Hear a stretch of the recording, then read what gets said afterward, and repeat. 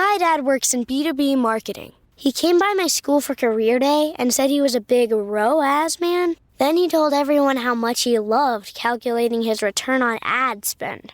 My friends still laugh at me to this day.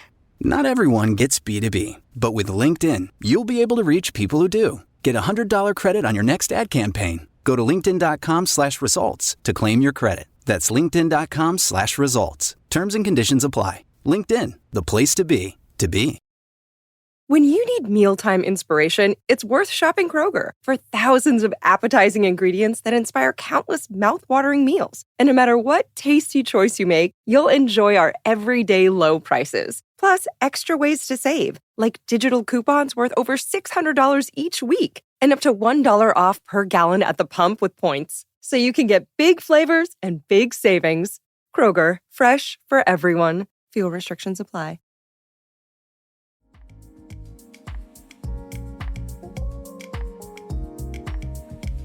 Hey guys, what's up? Welcome to or back to the show. Thank you so much for clicking on today's episode. My name is Lily, I'm your host, and today we are talking about changing our minds. I'm calling this episode Subject to Change because that song by Kelsea Ballerini has kind of been on repeat lately. It was one of those songs that Spotify just kind of served me, and I'd heard it before because that album came out maybe was it 2023? Can't remember, 2022. Let's actually look it up. Oh, 2022. Okay. It's always interesting to look and see when an album came out. And then I always like to look up the artist's life timeline. And obviously Google isn't going to give me all the details about their life, but I like to look up how old were they when this album came out? Like what season of life were they in? And obviously it's a project that's been in the works, so it doesn't necessarily reflect their life exactly when they put it out, but it just kind of gives me a glimpse into who they were when they wrote and created the project. So September 2022, let's look up how old she was. Okay, she was like 28, 29. So I'm going to guess that she wrote that project when she was probably like 26, 27.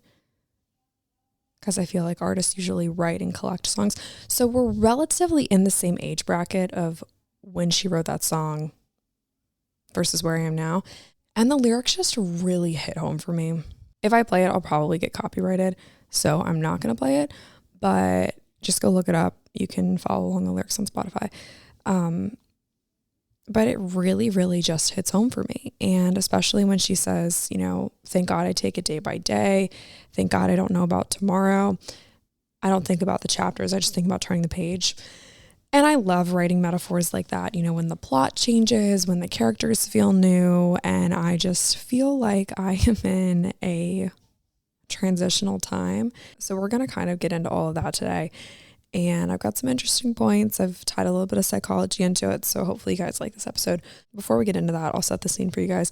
In my living room, I have a cold brew from Bean Rush, which is a coffee shop in West Annapolis.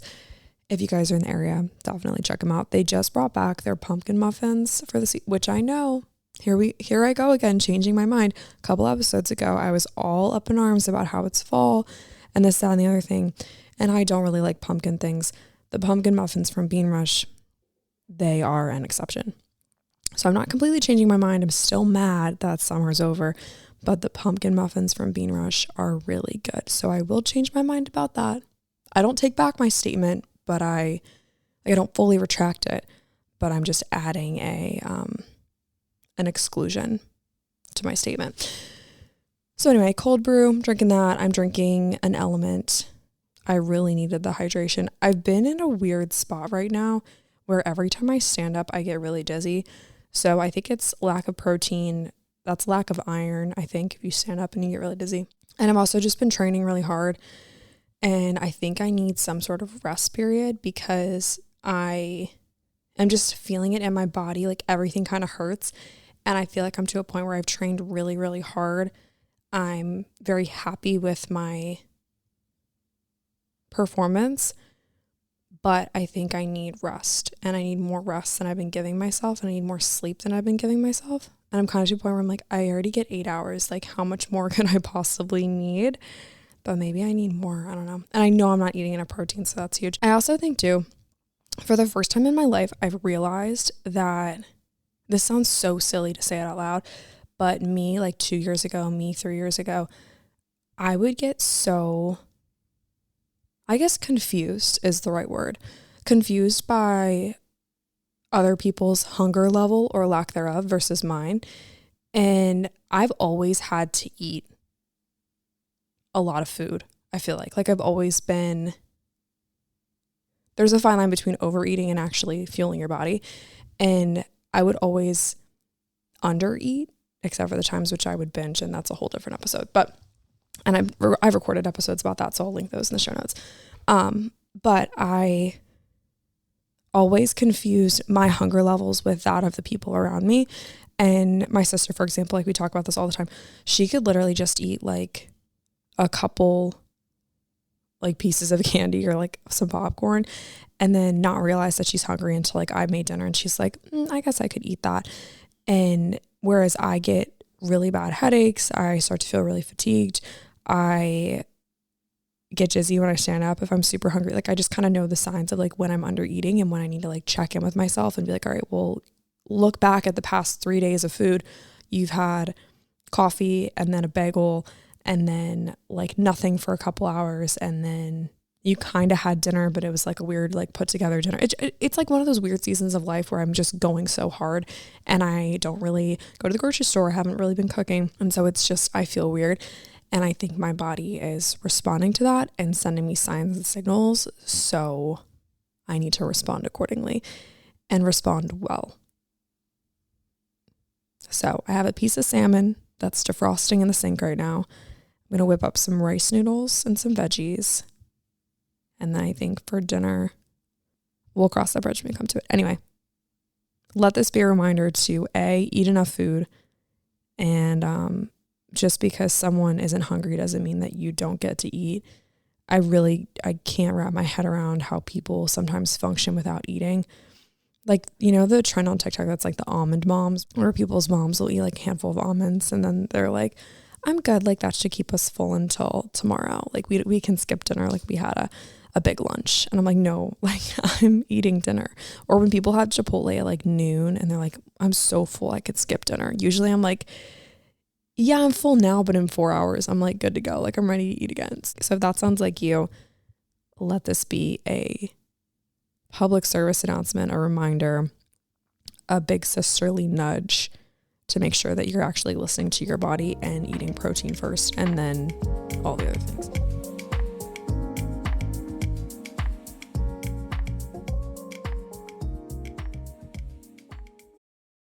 When you need mealtime inspiration, it's worth shopping Kroger for thousands of appetizing ingredients that inspire countless mouth-watering meals. And no matter what tasty choice you make, you'll enjoy our everyday low prices. Plus, extra ways to save, like digital coupons worth over $600 each week and up to $1 off per gallon at the pump with points. So you can get big flavors and big savings.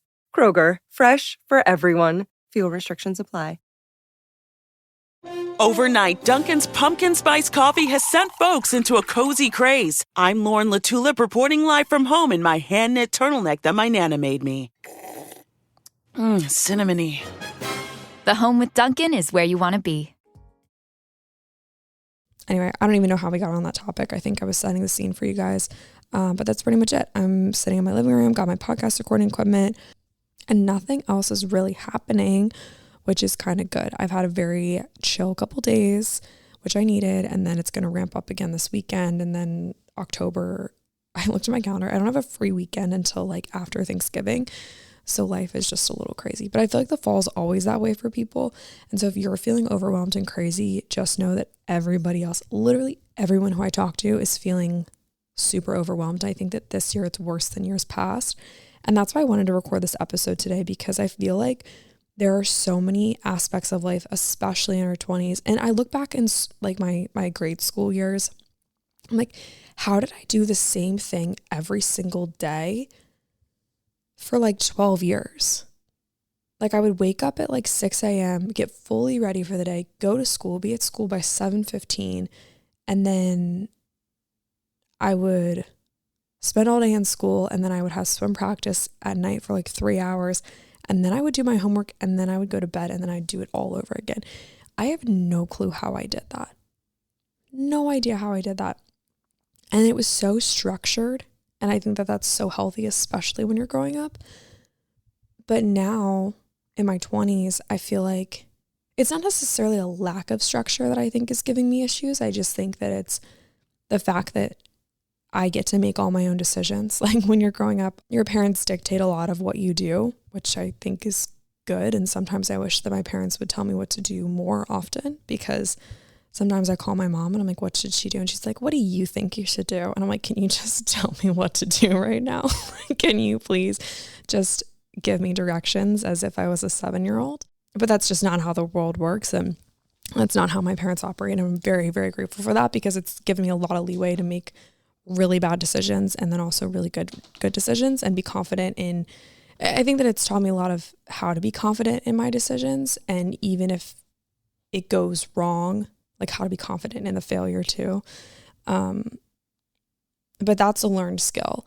And so I think I'm okay with changing my mind so much, because I'm not necessarily afraid of failure.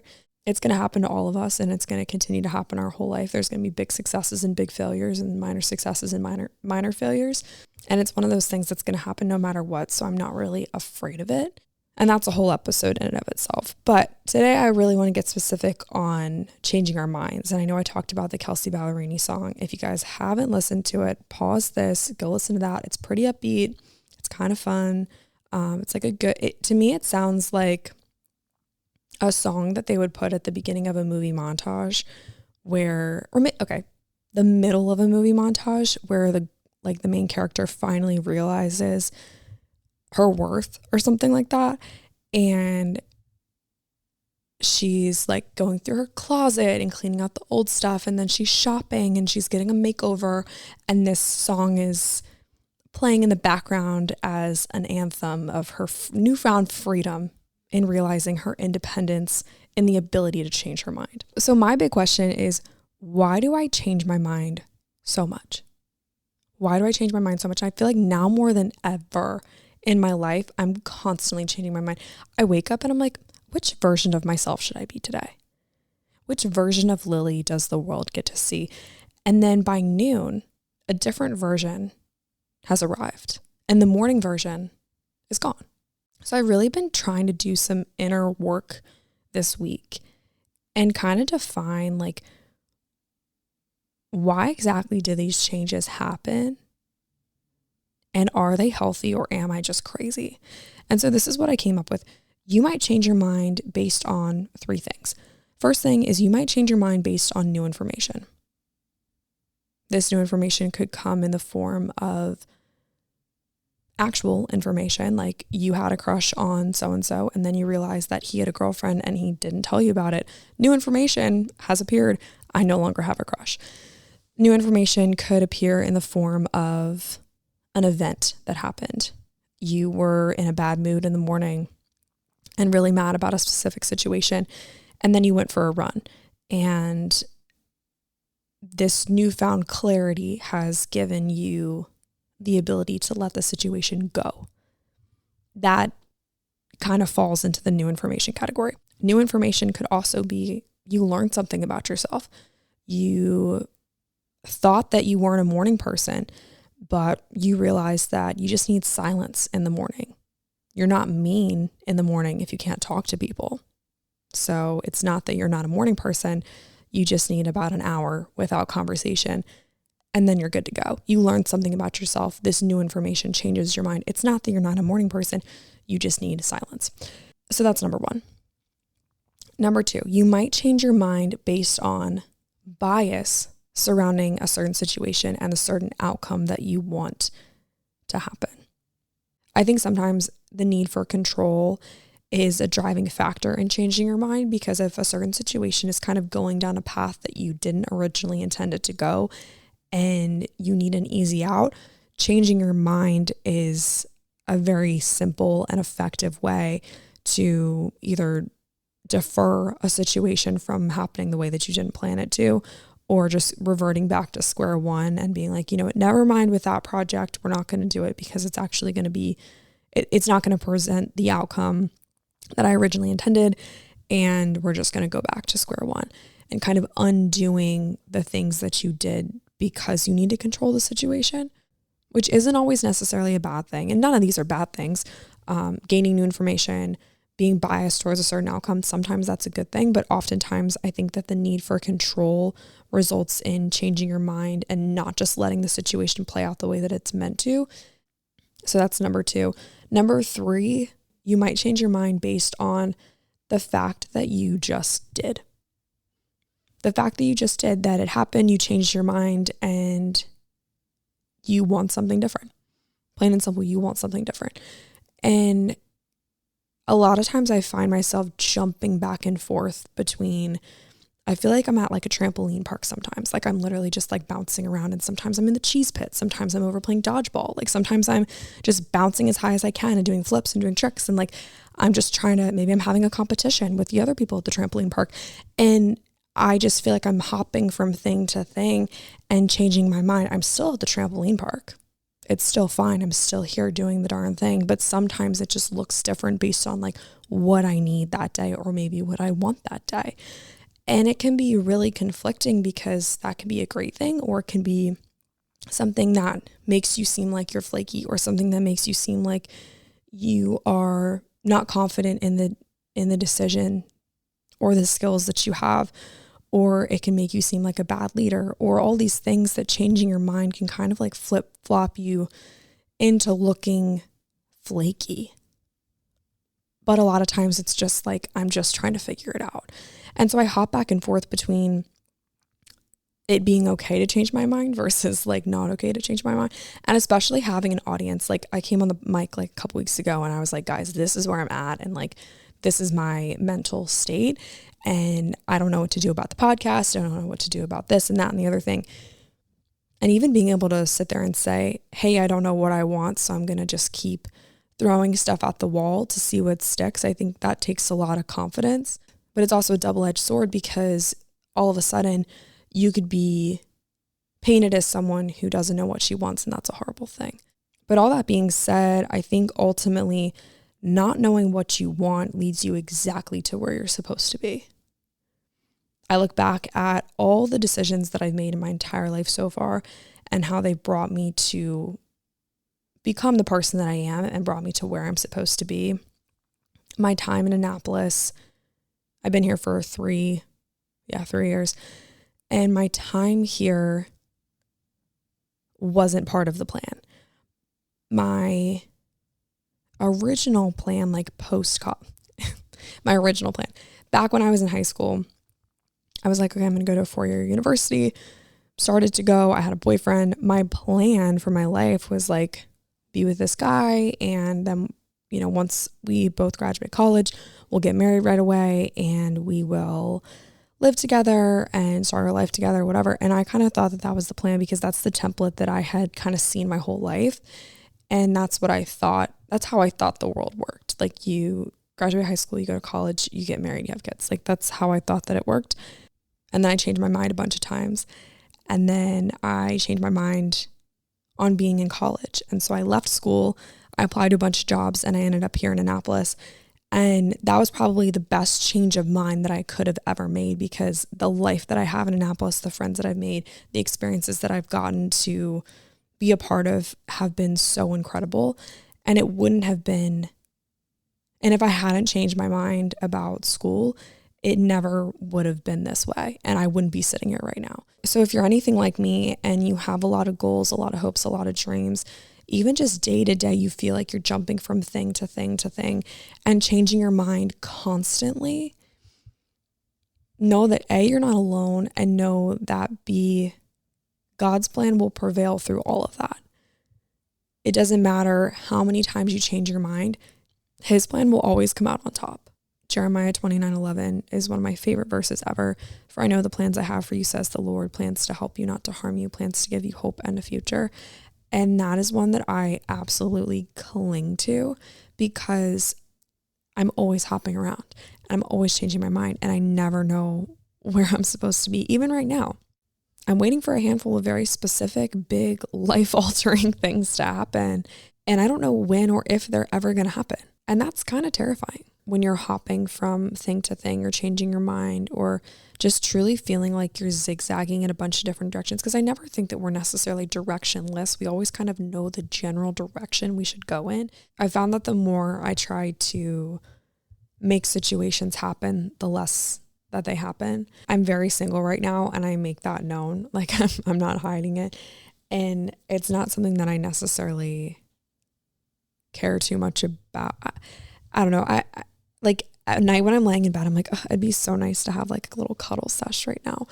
But then during the day when I'm trying to be like a little girl boss, I'm like, I don't have time for anybody. I don't even have time for myself. I don't have time for a boyfriend. There's no way. And so I flip-flop back and forth all the time between like wanting a relationship, like I'm in bed downloading Hinge again for like the 15th time. And then in the morning I delete it because I'm like, I don't have time to respond to these messages and I don't have time for anybody. And so I flip-flop between wanting a relationship versus not.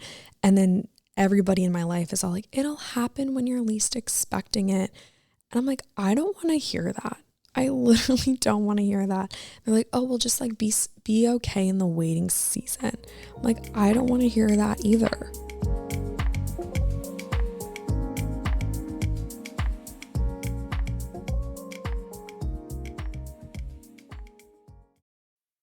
Ryan Reynolds here for, I guess, my 100th Mint commercial. No, don't. I mean, honestly, when I started this, I thought I only have to do like 4 of these. I mean, it's unlimited premium wireless for $15 a month. How are there still people paying 2 or 3 times that much? I'm sorry, I shouldn't be victim blaming here. Give it a try at mintmobile.com/save. Whenever you're ready. $45 upfront payment equivalent to $15 per month. New customers on first 3-month plan only. Taxes and fees extra. Speed slower above 40 gigabytes. See details. Feel your max with Brooks Running and the all-new Ghost Max 2. They're the shoes you deserve, designed to streamline your stride and help protect your body. Treat yourself to feel-good landings on an ultra-high stack of super comfy nitrogen-infused cushion that takes the edge off every step, every day. The Brooks Ghost Max 2. You know, technically, they're a form of self-care. Brooks, let's run there. Head to brooksrunning.com to learn more. I literally don't want to hear that. And so I'm not going to sit here and give you that dumb advice. And that could apply to anything. That could apply to a job search. That could apply to waiting on a medical diagnosis. That could be applied to something in your family. Like, oh, like it'll happen when you least expect it. And like, just let the plan be the plan. Like that is great advice. That's awesome advice. But it's not really tangible.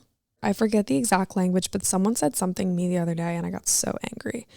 And I think it was like, and it was like the most cliche advice I've ever heard. And it made me so mad. What was it?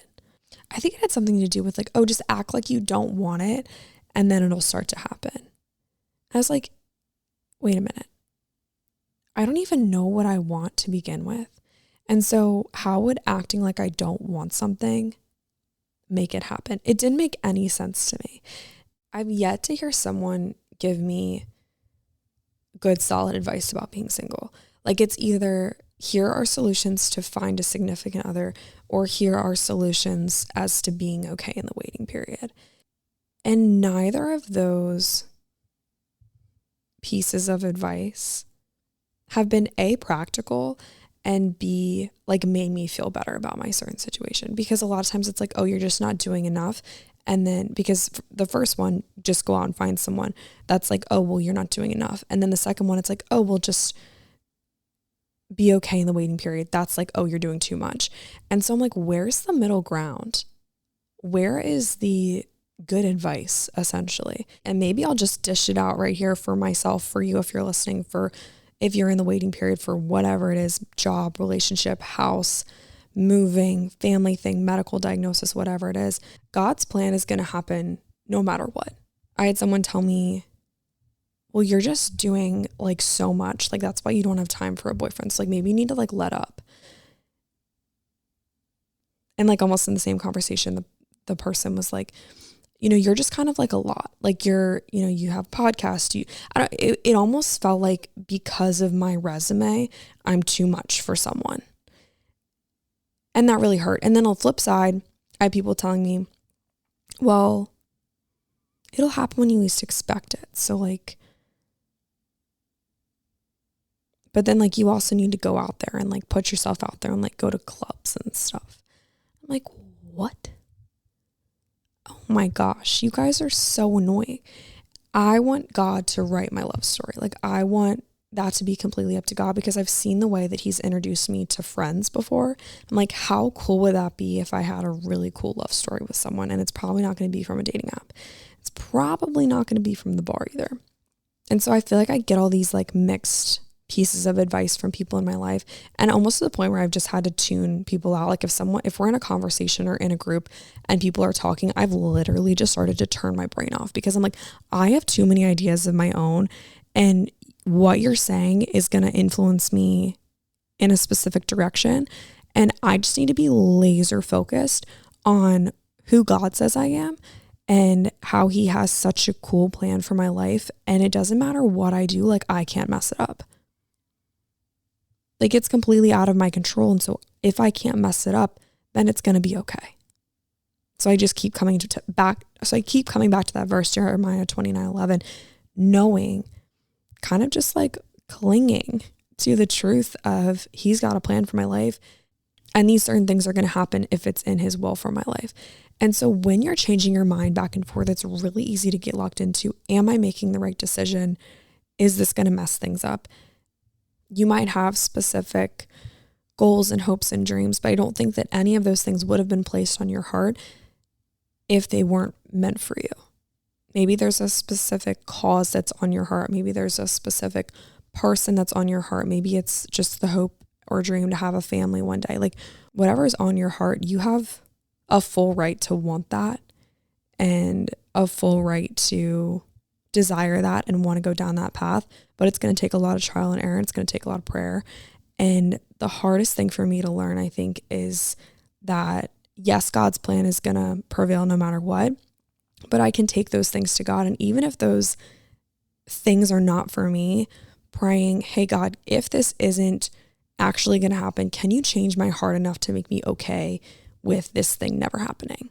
That's a really hard prayer to pray. Ultimately, I think your 20s is literally just this giant opportunity to try new things and fail a lot and succeed a lot. And because of that, I think it's really important to keep decisions, big or small, keep things private until they're official.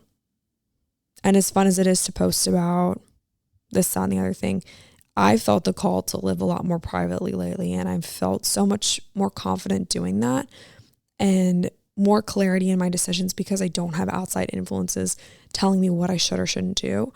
And that's been really, really helpful. So if you are a mind changer, if you feel like you are subject to change, know that A, that's perfectly fine. And B, keep those decisions quiet until they're final.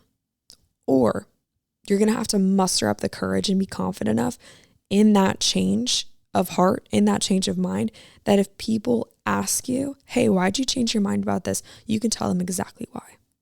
And if people do question you, you have the confidence to just look at them and be like, I've changed my mind.